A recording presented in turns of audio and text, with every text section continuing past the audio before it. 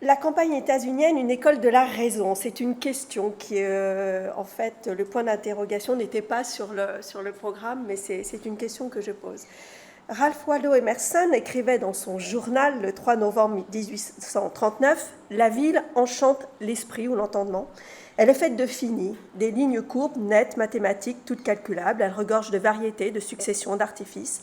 La campagne, au contraire, offre un horizon ininterrompu, la monotonie d'une route sans fin, de vastes plaines uniformes, des montagnes lointaines, la mélancolie d'une végétation uniforme et infinie. Les objets sur la route sont rares et sans valeur, le regard est sans cesse attiré vers l'horizon et les nuages.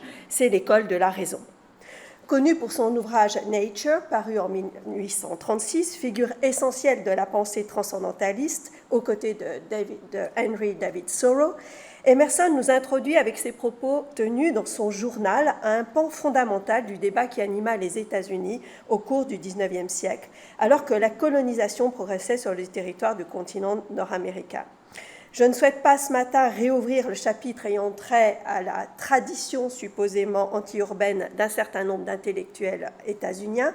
De nombreux chercheurs ont démontré que la question était plus complexe que cela, mais en lien avec le thème proposé par le colloque, j'aimerais revenir sur certains des aspects paradoxaux de la culture états-unienne concernant l'idée de nature et plus particulièrement sur cette relation ambivalente entre campagne et nature qui la caractérise. Lorsque les Européens arrivent sur les côtes du Nouveau Monde, ils n'accostent pas sur les terres d'un nouvel Éden, comme espéré, mais se trouvent au contraire confrontés à ce qu'ils considèrent être un monde sauvage, violent, qu'il s'agisse de l'environnement physique, particulièrement rude, ou des populations qui les accueillent. Sont souvent rappelés les propos relatés a posteriori par William Bradford dans son History of Plymouth Plantation lorsqu'il décrit l'arrivée des pèlerins du Mayflower à Cape Cod en 1620. Je le cite. « Que pouvaient-ils voir d'autre qu'une wilderness hideuse et désolée, pleine de bêtes sauvages et d'hommes sauvages ? Ils ne pouvaient pas plus, pour ainsi dire, monter au sommet du Pishka pour apercevoir, au-delà de cette contrée sauvage, là encore c'est le terme de wilderness qui est utilisé, un pays plus agréable où nourrir leur espoir, car quelle que fût la direction vers laquelle ils tournaient leurs yeux, à l'exception du ciel, ils ne pouvaient trouver guère de réconfort ni de satisfaction.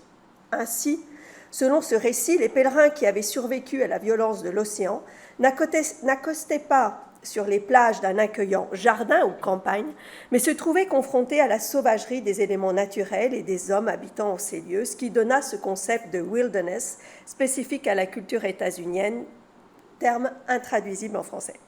De nombreux chercheurs ont depuis lors établi, comme William Cronon avec son ouvrage Changes in the Land, Indians, Colonists and the Ecology of New England, que ce qui était considéré comme une wilderness constituait bel et bien un jardin que les Européens ne savaient pas voir, celui cultivé par les populations indiennes depuis des millénaires en pratiquant selon les saisons la cueillette, la chasse, la pêche et la culture, grâce notamment aux brûlés.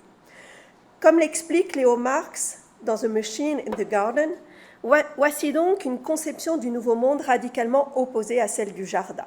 Dans la gamme des images élisabéthaines de l'Amérique, l'ideuse wilderness, donc la nature sauvage, apparaît à une extrémité et le jardin, la campagne, à l'autre. Ces deux visions sont traditionnellement associées à des idées très différentes de la relation fondamentale de l'homme à son environnement. On pourrait les appeler, explique Léo Marx, des images écologiques. Chacune est une sorte de métaphore fondamentale, une idée poétique qui révèle l'essence d'un système de valeurs. Ralph Waldo Emerson avait un tel concept en tête lorsqu'il observait dans English Traits que les visions de la nature défendues par un peuple semblent déterminer toutes ces institutions. En d'autres termes, chaque image incarne une notion bien distincte de la destinée de l'Amérique, un idéal social différent. Fin de la citation. Ces différentes visions ou conceptions de la nature ont nourri un débat qui s'est intensifié au cours du XIXe siècle, au fur et à mesure que le jardin, the famous Garden of the World, ou campagne, l'emportait sur la wilderness. Cette nature supposément sauvage que l'homme ne pouvait recréer et qui était irrémédiablement détruite par l'action humaine. Ainsi, en 1864, en pleine guerre de sécession, l'hideux désert désolé était élevé au rang de monument au patrimoine national, voire de l'humanité, qu'il s'agissait de préserver pour les générations futures. Quel que soit toutefois le regard porté sur la wilderness, la place accordée à ses habitants, les Indiens, ne cessa d'être contestée. Dans un premier temps, parce que l'avancée progressive du jardin supposait leur éviction de ces terres qu'ils habitaient, voire leur extermination.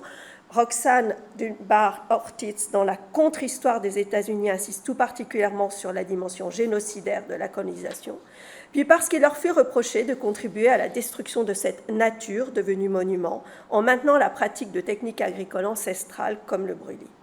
Une dimension essentielle de cette histoire révèle que relève de la question foncière. Tandis que le vaste commun que constituait le territoire de l'Amérique du Nord pour les populations indiennes devait être privatisé pour que le jardin puisse enfin s'imposer, la préservation de la wilderness, en revanche, ne pouvait être effective qu'en la soustrayant à ce processus de privatisation, de manière à ce qu'elle constitue une sorte de nouveau common accessible à l'ensemble de la population américaine. Mon propos sera donc organisé en 2 temps. Le premier reviendra très rapidement sur la construction de ce jardin du monde contre la wilderness, ce qui a été qualifié de mythe de la pastorale au XIXe siècle. Cette progression du jardin signifiait la victoire de la civilisation, selon le terme employé alors, et du progrès sur la sauvagerie. Le second revisitera ce changement de regard qui s'opère sur la wilderness au cours de la première moitié du XIXe siècle, avec la progression de la civilisation d'est en ouest sur le continent nord-américain.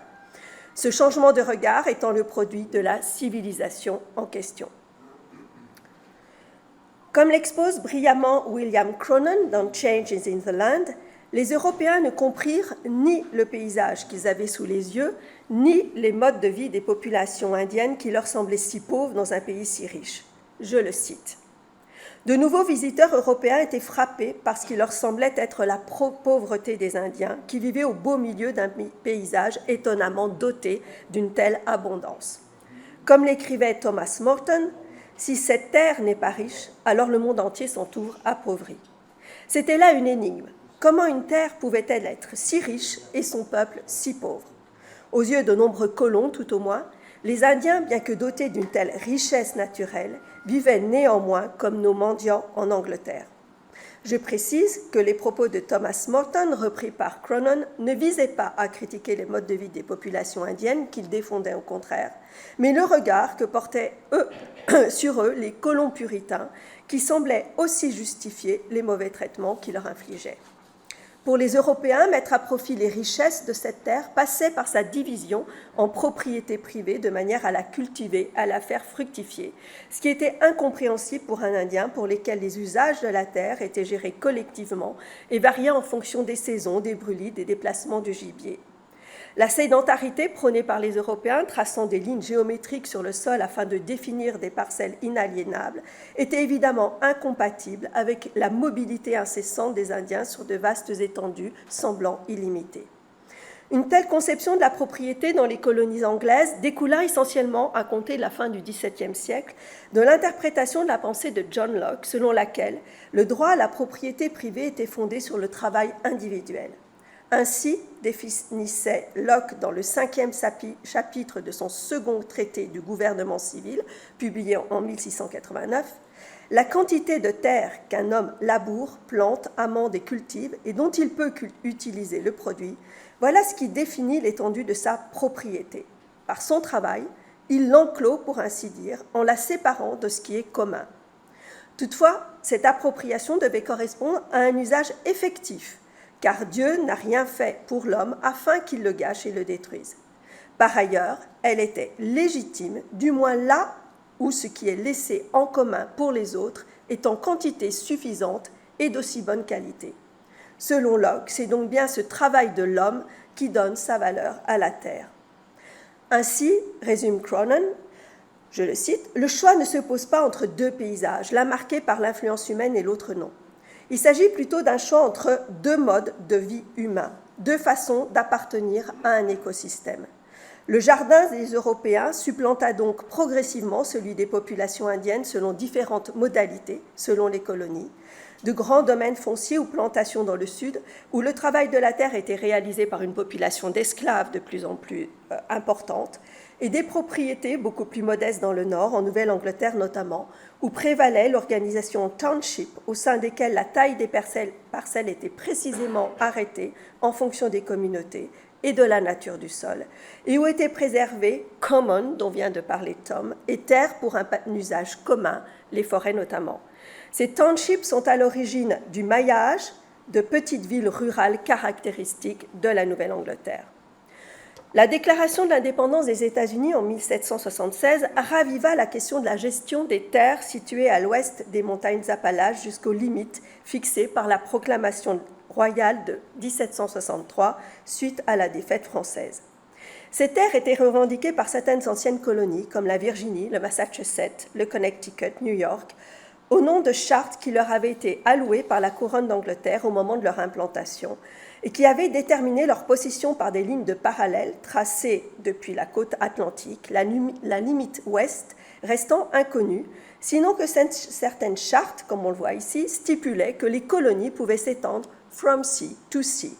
Nulle considération est faite des populations qui vivaient sur ces territoires, que l'on considérait comme des terres vierges, un désert. Bloch a qualifié de mythe du vide la justification coloniale de l'appropriation des terres, à savoir l'affirmation que les terres visées étaient inoccupées ou bien qu'elles étaient habitées, que les terres visées étaient inoccupées, ou bien si elles étaient habitées, que les revendications légitimes de propriété ne pouvaient pas s'étendre au-delà des parcelles déjà cultivées, selon donc la pensée de Locke. Ces terres de l'Ouest acquirent le statut de domaine public suite à la résolution sur les terres publiques adoptée en 1780 par le Congrès des États-Unis, qui contraignait les 13 États fondateurs de l'Union à céder à la Confédération les territoires revendiqués à l'ouest des montagnes Appalaches, ce qui fut effectif quelques années plus tard, suite notamment à la signature des traités de paix de Paris de 1783, qui reconnaissait l'indépendance des États-Unis et qui lui concédait les territoires délimités au nord par les Grands Lacs, par le 31e parallèle au sud et par le Mississippi à l'ouest. C'est pour organiser ce vaste domaine public que Thomas Jefferson œuvra à la rédaction de l'ordonnance de 1784 qui devait organiser le territoire en futurs États et qui fut modifiée en 1785, date à laquelle fut votée la célèbre Northwest Ordinance. Et il travailla également à la Land Ordinance de 1784, qui fut adoptée en 1885, non sans avoir été modifiée, et dont l'enjeu était de définir les modalités de la gestion foncière de ces vastes espaces qui seraient structurés en township et sections, le township étant conçu comme l'entité administrative correspondant à l'échelon de la communauté, et la section à la parcelle à laquelle pouvait prétendre toute famille américaine, à la condition qu'elle l'habite et la cultive, le fameux homestead. Il s'agissait pour Jefferson de concevoir un système qui s'appliquerait de façon uniforme à l'échelle de la nation, qui avait grand besoin d'être unifié et qui entraverait la constitution de grands domaines fonciers, comme cela avait d'ores et déjà été le cas dans les territoires des colonies et comme ça avait été fait à l'image de l'Europe. La démocratie imaginée par Jefferson, qui partageait les idées des physiocrates, est celle d'une démocratie agraire, d'une société composée de petits agriculteurs libres, car propriétaires des terres qu'ils cultivaient, puisque selon les termes mêmes de Jefferson, ceux qui travaillent la terre sont le peuple élu de Dieu, si tant est qu'il n'en ait jamais choisi un. La corruption morale des agriculteurs est un phénomène dont aucune époque ni aucune nation n'a fourni d'exemple. Fin de la citation. Il s'agissait également de prévenir toute concentration des habitants dans de grandes villes, comme cela a été le cas en Europe, véritable cancer qui corrompait la civilisation européenne. Je cite à nouveau Jefferson, « Je considère que les grandes villes sont néfastes pour la morale, la santé et les libertés de l'homme », écrivait-il au docteur Benjamin Rush en 1800. Certes, elles favorisent certains des arts raffinés, mais les arts utiles peuvent s'épanouir ailleurs. Je préférerais donc un peu moins de perfection dans les premiers et davantage de santé, de vertu et de liberté. La Land Ordinance est conçue de manière à pouvoir établir la cartographie de ces territoires en établissant un relevé très précis et un cadastre qui permettent d'attribuer des titres de propriété irréfutables.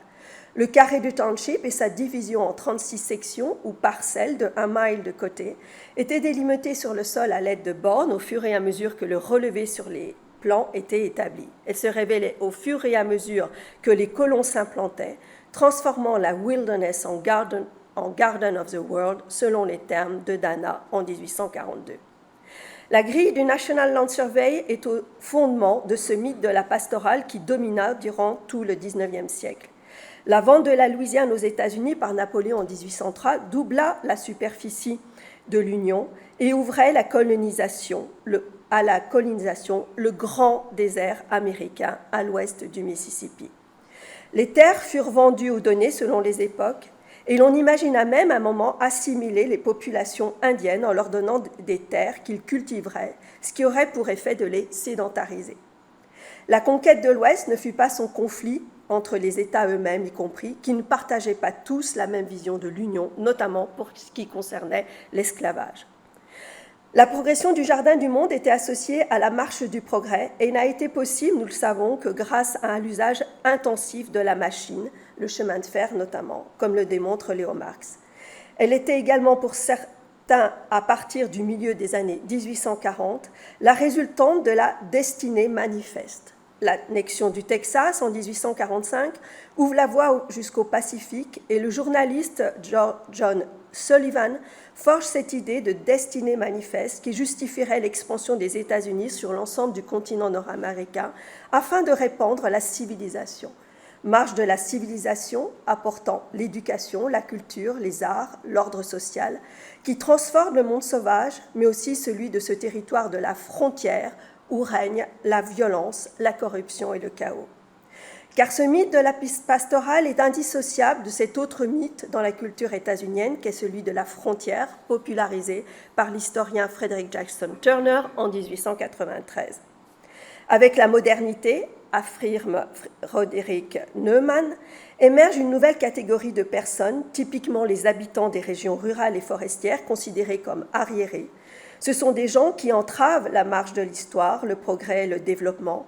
La transformation de ces citoyens arriérés au nom du progrès, souvent qualifiés de mission civilisatrice de l'État, exige un réagencement fondamental de la société dans l'espace. Cette progression de la civilisation n'est pas sans conséquence sur le regard porté sur ce qu'elle combat.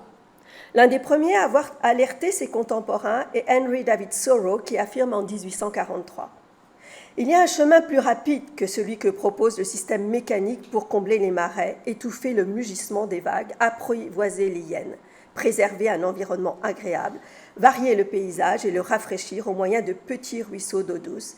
Et c'est grâce à l'énergie que procurent droiture et comportement exemplaire. À mon sens, nous n'avons envie d'un jardin que pour un bref instant, et par intermittence seulement. De toute évidence, un homme juste n'a aucunement besoin de se mettre à l'ouvrage pour niveler une colline en vue d'obéir à un projet quelconque, ni de faire pousser fruits et fleurs, et encore moins de construire des îles flottantes pour créer un paradis. Il préfère davantage les perspectives qui se trouvent derrière la colline. L'évolution du regard est inhérente aux grandes expéditions de reconnaissance et de cartographie de l'Ouest qui contribuent avec les rapports, croquis, aquarelles, tableaux, panoramas et les premières photographies à diffuser progressivement sur la côte Est des images saisissantes de ces paysages grandioses, rudes, inhabités en apparence, qu'aucune action humaine n'aurait pervertis. Une nature répondant à la notion de sublime définie par Burke en 1757. Le rôle des artistes dans la création de ce nouveau concept de wilderness, exemple de cette souillure contagieuse de la civilisation, est loin d'être négligeable, qu'il s'agisse donc de leurs œuvres, que vous en voyez certaines ici, construisant et diffusant une image et un imaginaire de ces sanctuaires immaculés, mais aussi de leur activisme pour que cesse leur destruction. Une œuvre constitue une exception, celle de George Catlin, qui ne ramena pas sur la côte Est ces images de paysages inhabités, mais s'attacha au contraire, au cours des nombreux voyages dans l'Ouest, à constituer une inestimable galerie de portraits des populations indiennes qu'il avait rencontrées. Le peintre Thomas Cole, notamment, s'engagea très tôt pour que soient engagées des mesures de préservation de certains sites Il l'écrivait en 1836 en conclusion de son Essay on American Scenery. J'avais l'intention de tenter de décrire plusieurs régions remarquables par leur caractère pittoresque et véritablement américain. Mais je crains d'abuser davantage de votre temps et de votre patience. Je ne peux toutefois m'empêcher d'exprimer ma tristesse face à la disparition rapide de la beauté de ces paysages. Les ravages de la hache s'intensifient de jour en jour. Les sites les plus majestueux sont réduits à la désolation, souvent avec une cruauté, une barbarie difficilement concevable dans une nation civilisée. Les bords de route se dénudent et une autre génération verra des lieux aujourd'hui pleins de beauté profanés par ce qu'on appelle le progrès, lequel, pour l'instant, détruit généralement la beauté de la nature sans la remplacer par celle de l'art. À compter du milieu du XIXe siècle, la marche de la civilisation procède donc d'un double objectif, d'un combat contre la wildness, ou sauvagerie qu'il fallait réduire dans ce pays en proie dans trop de régions à la barbarie et à la violence, y compris des pionniers eux-mêmes sur les territoires de la frontière, mais aussi de protection de la wilderness ou nature sauvage à laquelle certains accorderont une vertu civilisatrice. L'Ouest dont je parle n'est rien d'autre qu'un autre nom pour le sauvage, écrit Thoreau dans Walking. Et ce que je me prépare à dire, c'est que dans l'état sauvage, wildness, réside la préservation du monde, de la forêt et de la wilderness proviennent les toniques et les écorces qui renforcent l'humanité. Il fait la distinction entre le sauvage et la wilderness, qu'on ne peut pas traduire. Alors que la ruée vers l'or bat son plein en Californie, est découverte, entre guillemets, en 1852, la forêt de Calaveras, Grove of Big Trees, une forêt de séquoias géants. En 1853, le séquoia vieux de plus de 1200 ans, Discovery Trees, est abattu pour être exposé en section à San Francisco et New York.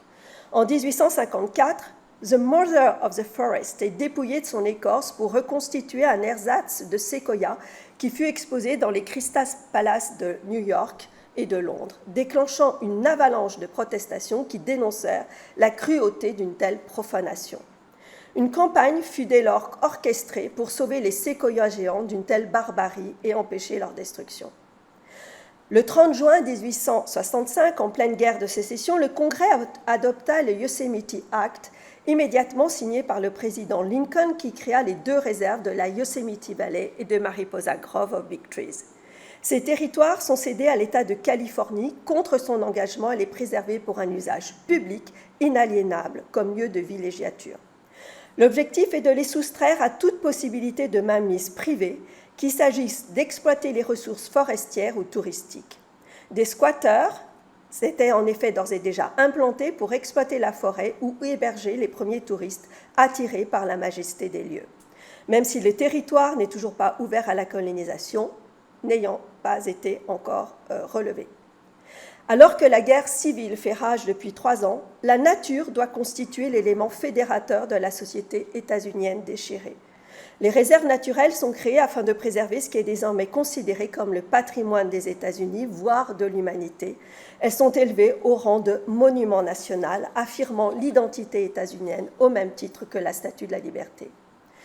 Frédéric Law Olmsted, qui veut de lui-même de découvrir la vallée de Yosemite et la forêt de Séquoia, ces étrangers distingués qui nous sont parvenus d'un autre monde, comme il est décrit, est sollicité pour arrêter les modes de gestion et de visite du site. Il est convaincu que la réserve doit absolument rester dans le domaine public et être accessible à l'ensemble de la population américaine, riche ou pauvre, habitant des villes ou des campagnes. À Yosemite, il acquiert la conviction que la nature détient le pouvoir de civiliser et de démocratiser la société états-unienne. Les réserves naturelles, selon lui, auraient aussi pour rôle d'éduquer l'ensemble de la population, pionniers et indiens y compris. Selon Kenneth Ulrich, nos parcs ne sont pas seulement des lieux de spectacle et de villégiature, mais aussi de vastes salles de classe de l'américanisme, où les gens étudient, profitent et apprennent à aimer plus profondément cette terre où ils vivent. Les parcs nationaux furent donc conçus à bien des égards comme un moyen de protéger ce qu'il appelle, Ulrich, la nature commune, common nature, ou peut-être mieux encore, il explique, la nature des biens communs, commons nature, en la préservant afin que la communauté nationale puisse en avoir la jouissance. La même année où la réserve de Yosemite est créée, est publiée par George Perkins March, Man and Nature, avec lequel il alerte ses contemporains quant aux conséquences irréversibles de l'action humaine sur la Terre. Je ne vais pas vous citer parce que pour terminer à l'heure, je ne vais pas vous lire la citation, mais March donc est reconnu pour être un des premiers qui va alerter ses contemporains quant aux conséquences irréversibles de l'action humaine sur la Terre. Cette image d'une nature vierge, immaculée, célébrée par ceux aujourd'hui considérés comme les premiers environnementalistes, est bien la production de l'esprit civilisé, qui reprocha aux habitants de ces territoires, à commencer par les populations indiennes, de ne pas être suffisamment cultivés pour savoir pleinement apprécier ces paysages. Olmsted définit ainsi en 1865, dans son rapport pour la gestion de Yosemite et de Mariposa Grove, l'influence d'un paysage sur les hommes est dans une grande mesure proportionnelle à leur niveau de culture et à la manière dont leur goût a été formé. Les personnes dotées de cette sensibilité sont beaucoup moins nombreuses chez les sauvages que dans une société civilisée. Les populations indiennes, qui ne comprenaient pas pourquoi elles devaient s'arrêter de chasser et de pratiquer le brûlis, furent invitées, entre guillemets, à quitter les réserves naturelles pour rejoindre d'autres réserves qui leur étaient cette fois-ci destinées, à moins que ces populations acceptent d'être assimilées au reste de la population américaine, et donc des terres leur furent données. Une telle conception de la wilderness oublie que les peuples autochtones ont façonné ces environnements pendant des millénaires. Quand la petite fille du chef Tenaya revint dans la Yosemite Valley en 1929, elle nota immédiatement combien à ses yeux le paysage de la vallée avait été détérioré. Elle était devenue trop sale, trop envahie par la végétation. Le parc de Yellowstone, le premier parc national géré par l'État fédéral, Yosemite devint parc national en 1890, constitua un terrain d'expérimentation pour la mise en œuvre de la politique fédérale de conservation de ces réserves de nature, de manière à lutter contre le squat, le vol de bois, la chasse, la pêche, le brûlis. De la part de la population blanche comme indienne, l'armée y fut envoyée.